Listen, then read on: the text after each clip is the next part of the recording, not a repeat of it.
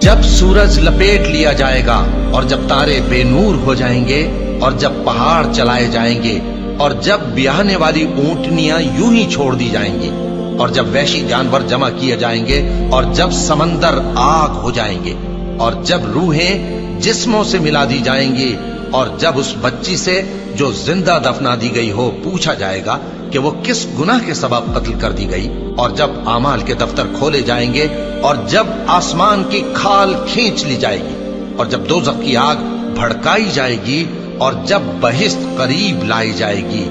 تب ہر شخص معلوم کر لے گا کہ وہ کیا لے کر آیا ہے۔ پس میں ان ستاروں کی قسم کھاتا ہوں جو پیچھے ہٹ جاتی ہیں اور جو سیر کرتے اور غائب ہو جاتی ہیں، اور رات کی قسم جب وہ پھیلنے لگتی ہے اور صبح کی قسم جب وہ نمودار ہوتی ہے کہ بے شک یہ قرآن اس فرشتہ عالی مقام کا سنایا ہوا پیغام ہے جو صاحب قوت ہے، مالک عرش کے ہاں اونچے درجے والا ہے، سردار ہے، ساتھ ہی امانت دار ہے۔ اور مکے والو تمہارے رفیق یعنی ہمارے پیغمبر صلی اللہ علیہ وآلہ وسلم دیوانے نہیں ہیں، اور بے شک انہوں نے اس فرشتے کو آسمان کے کھلے کنارے پر دیکھا ہے،